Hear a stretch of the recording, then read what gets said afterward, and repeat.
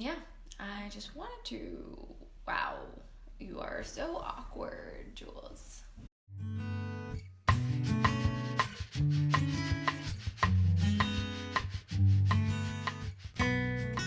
Hello everyone. My name is Jules, and thank you so much for tuning into my channel today. Today I have a wrap up, a January reading wrap up, and I have already filmed this, and yeah, I was in and out of focus the entire time. It was giving me quite a headache to edit it, and I just didn't want to put it out here. So I'm back. You don't know I'm back, but I'm back, and I'm refilming this.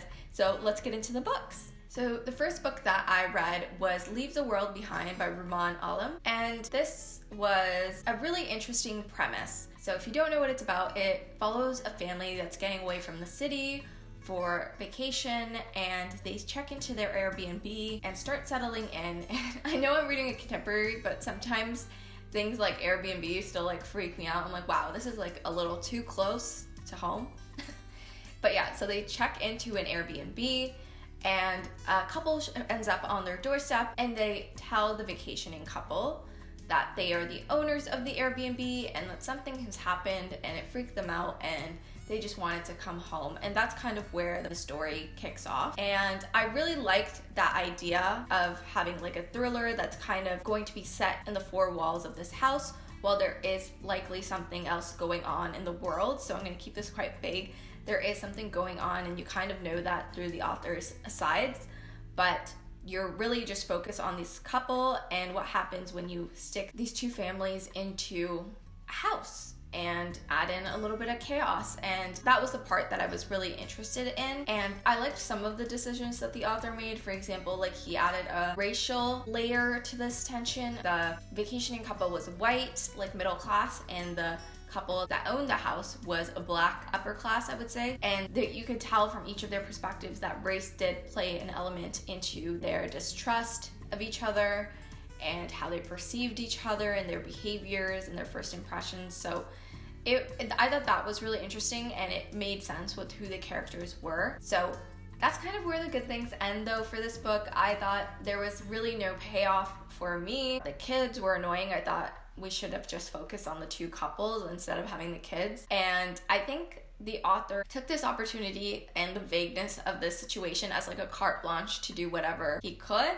He threw in things that weren't deserved and they just felt misplaced. I could feel him in the writing being like, this is freaky, right? Look how freaky this is. And I was like, yeah, yeah, it's freaky, sure. And yeah, so I just could feel the author's presence the entire time after the story started moving forward, and I didn't really like that for a thriller. I like to be really sucked into my thriller. I think a lot of people do. So yeah, that's kind of where it lost it, and overall there was really just, I was left feeling meh. I didn't think it was horrible. I didn't think it was great. So the next book that I read was How Not to Get Shot and Other Advice from White People by D.L. Hewley and Doug Moe. And sometimes I like picking up books like this that are about very serious topics but presented in a really tongue-in-cheek and critical way.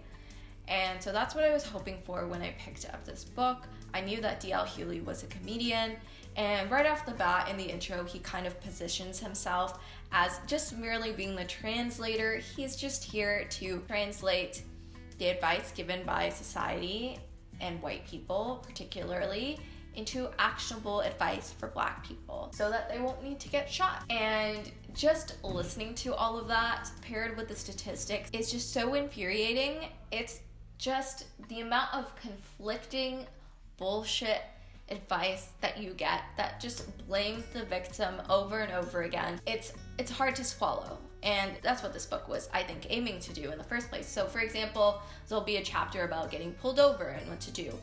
And so one of the main pieces of advice that you hear, and I've heard this, which is you need to comply with the officer. It doesn't even matter. Don't ask questions later. Just comply in the moment. And then the next piece of advice that he gets will be, but don't comply too fast. You'll scare them. They scare easily. Make sure you're talking as you're doing your action and you're complying, but just not too fast. At like a reasonable human speed. And it's just so sad to listen to, and he gives you statistics from both ends that clearly illustrate that whether you comply with this advice or not, you're still much more likely usually to get shot as a Black person. So I thought that was all really good and strong. And then where it started to kind of drag for me was mostly maybe personal preference. It started to get very repetitive, at least for the formatting for me. It may be an expectations gap. I like my nonfiction to be a little bit more narrative, and I was hoping that D.L. Hughley would offer some of his own personal opinions or just personal stories, or just really humanize the statistics a little bit more. And he did that a little bit, but not to the extent that I wanted. So yeah, overall the experience, I listened to it on audiobook, started to get really repetitive. I had to do it in like small chunks. But yeah, so it wasn't amazing, it wasn't horrible. So the next book that I read was Lanny, and this was by Max Porter, and I thought it was amazing. It follows, if you don't know, it's an adult contemporary fiction, I believe, and it has some magical realism elements to it, but it focuses on the small little English town, and this town is kind of overlooked by a spirit called Dead Papa Toothwort. He's kind of like the town figurehead, and he's like this mossy, swampy creature that's been there since the dawn of time. And so you also get his perspective in this book, and most of his perspective just involves listening. He likes to listen to the town and what people say.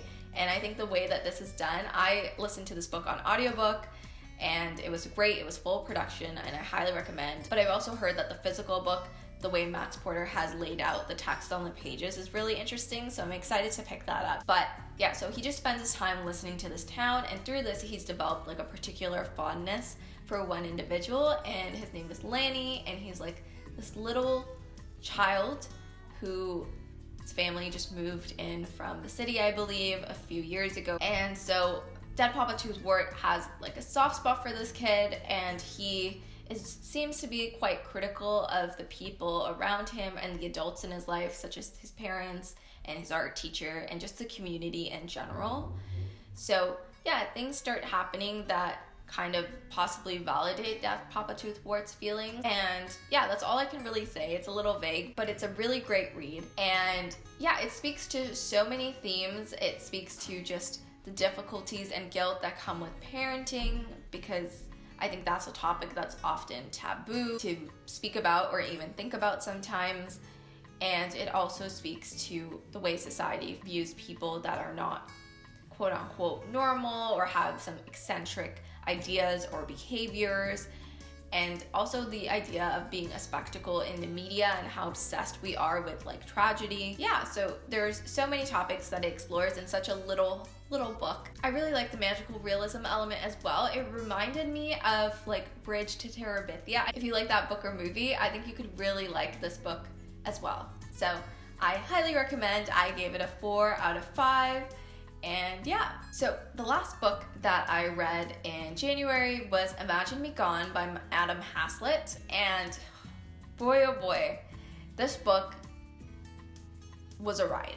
I almost DNF'd it, and I don't DNF books quite easily. About a quarter of the way through, I believe, and then it sucked me right back in, and it ended up being quite a good read for me. So books like this are the reason that I have such difficulty DNFing, because I have this huge fear of missing out, and like this book proved me right. I actually ended up enjoying it quite a bit. So yeah, but this book is definitely not for everybody, I would say, and I'll just give you a little bit more information. It's a contemporary fiction. The premise is that we are following this family over quite a few decades as they recuperate after losing their father to suicide.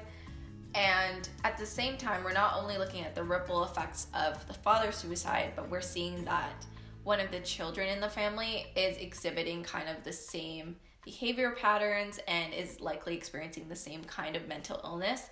So the family almost feels like history is doomed to repeat itself, because they're kind of watching this take place before their eyes, and they're really trying to stop it. Yeah, so that's kind of the premise. So there's all those trigger warnings. If you're interested, please look them up, because I think there's quite a few. But definitely in terms of suicide, suicidal ideation, mental illness, and depression. So look into that if you're considering reading this book. But I went into this book with a little bit of hesitation because I don't really like the way mental illness tends to be romanticized sometimes in fiction. So I went in a little wary with my guards up, and initially I was proven right, I guess. I didn't like the way that mental illness was described in terms of their father's mental illness, and completely personal preference. Like, I don't like when depression is described as a beast or a snake or something like along those lines. I don't like those metaphors. And that's what was happening with the father, basically. It was just, there was a lot going on. Like, the father, when he takes his own life, he finally can see the face of the beast, and the face is his own, and it was just too much for me. And I don't think this comes from a malintentioned place at all. Like, I was watching one of Adam Haslett's interviews afterwards, and he actually talks about the fact that his own father committed suicide, and writing this book so many decades later was very cathartic for him now that he's processed quite a few things.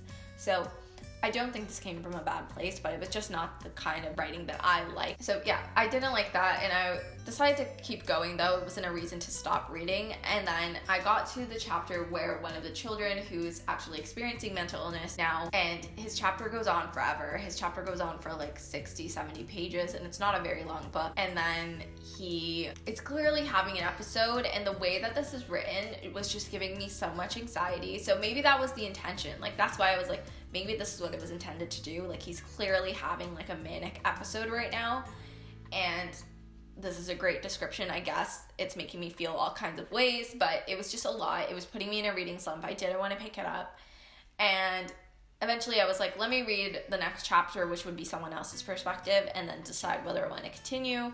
I read the next chapter, which was, I think, one of the siblings, and I was sucked back in because I now felt like this sister was kind of mirroring the same emotions and concerns that I was having. So after that, I was kind of on board with this family. I was like, I can't leave now that we're all together. I felt some sort of solidarity with them. So that's one of the things that I really enjoyed about this book. I still don't like some of the decisions that the author made. They gave the child who starts to experience some mental illness, when he was an adult, they gave him an obsession with the Black experience. Like, it was clear he was displacing like his own trauma and instead being obsessive with Black trauma. And it was just like a really weird thing to read coming from a white man character, and also like a white man author. He would like be obsessed with Black women. It was just really odd and uncomfortable to read about. So that's definitely something that left like a weird taste in my mouth. But yeah, I guess be forewarned about that.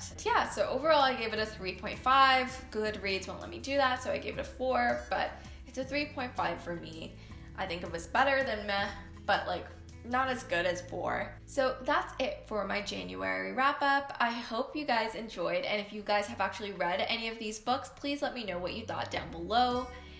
I had like a pretty okay reading month, I guess, but as I'm filming this, I'm halfway through February right now, and I can already tell you guys that it's a much better reading month. So I'm really excited to do my February wrap up for you guys. But yeah, if you're interested in keeping up to date with any future content, just hit that subscribe button.